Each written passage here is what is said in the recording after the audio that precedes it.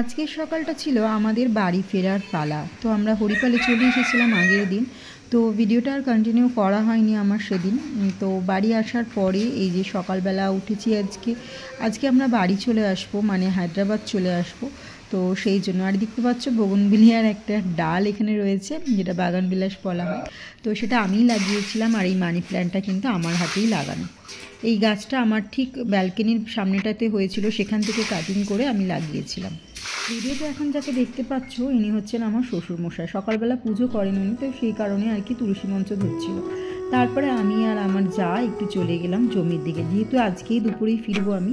তো সকালবেলা উঠে আমি বললাম চল ইতুর জন্য কিছু গাছ তুলে আনি, যেমন সজনে শাক, কলমি শাক, এই সমস্ত। তো তুলে আনার পর বর আমায় নিয়ে চলে এসেছিলো নার্সারিতে।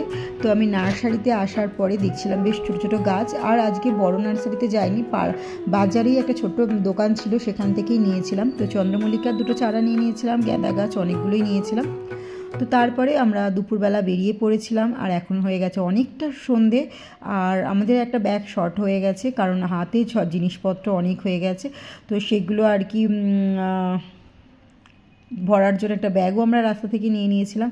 আর তারপরে পৌঁছে গেছি কিন্তু এয়ারপোর্টে। তো চলো ভিডিওটা দেখতে থাকো আর সঙ্গে থাকো।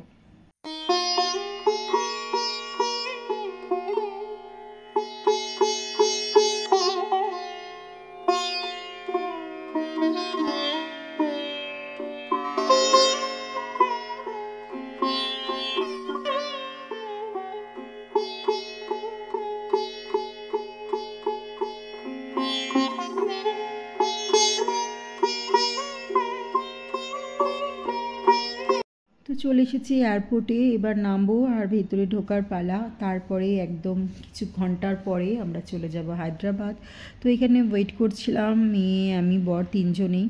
তো দেখছিলাম বেশ ভালোই লাগছিলো, চুপ করে বসেছিলাম। তার মধ্যে একটু মন খারাপও ছিল, কারণ বাড়ি ফিরে যাচ্ছি। আর এবারে যেন খুব তাড়াতাড়ি আমাদের দিনটা শেষ হয়ে গেল, বুঝতেও পারলাম না যে কবে আসলাম আর কবেই চলে যাচ্ছি। খুব কম সময়ের জন্য আসলাম, যদিও এটা বরের আমাকে দেওয়া সারপ্রাইজ ছিল আমার বার্থডেতে।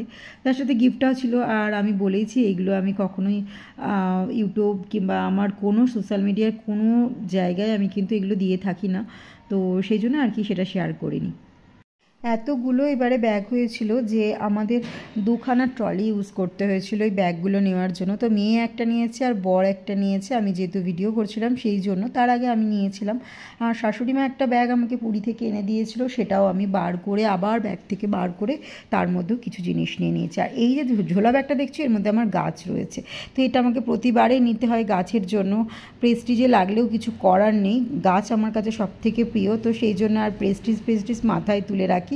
তো সেই জন্য আর কি ওর মধ্যেই আমাকে গাছগুলো নিয়ে আসতে হয়। ওর মধ্যে নিয়ে আসলে গাছগুলো সেফভাবে আসে, আর একটু হাওয়া পায়, নষ্টও হয় না। আর একদম যদি আমি লাগেজের মধ্যে নিয়ে নিই ব্যাগ প্যাকিং করে, তো সেখানে গিয়ে আমার গাছগুলো নষ্ট হয়ে যাওয়ার চান্সটা একটু বেশি থাকতে পারে। ভেতর থেকে গাড়ি বুকিং নিচ্ছিল না, বাইরে বেরিয়েও বুক করার পরেও কিন্তু সেই গাড়িতে আমরা উঠতে পারিনি, কারণ লাইন দিয়ে নিতে হবে।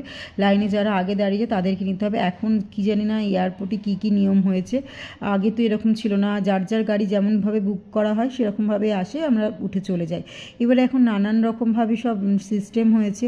তো অনেক ঘন্টা দাঁড়ানোর পর আমরা গাড়ি পেয়েছিলাম, প্রায় 1 ঘন্টার ওপর আমরা দাঁড়িয়েছিলাম। তারপরে গাড়ি পেয়েছি, তারপরে আমরা বাড়ি ফিরছি।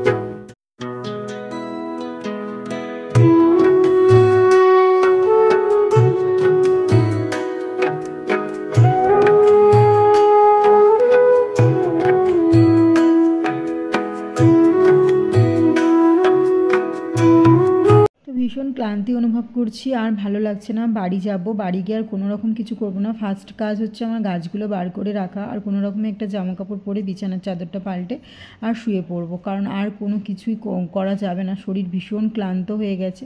এবার গিয়ে শুতে পারলেই বাঁচি। খাবার আনতে বলা আছে, জানি না কতটা কি খেতে পারবো, কিন্তু শরীর তো আর দিচ্ছে না। বাড়ি যেতে পারলেই বাঁচি। তো চলো, ভিডিওটা আমি আজকে এখানেই শেষ করলাম। সকলে ভালো থেকো, সুস্থ থেকো, আর ভিডিওটা যদি ভালো লাগে একটা লাইক করে দিয়ে যেও, আর চ্যানেলটা ভালো লাগলে অবশ্যই চ্যানেলটাকে সাবস্ক্রাইব করে দিয়ে যেও। তো চলো, আজকের মতো টাটা। সকলে ভালো থেকো আর সুস্থ থেকো। কেমন লাগলো ভিডিওটা আমাকে কমেন্টে জানিও। তো চলো, আজকের মতো টাটা। সকলে ভালো থেকো এবং সুস্থ থেকো।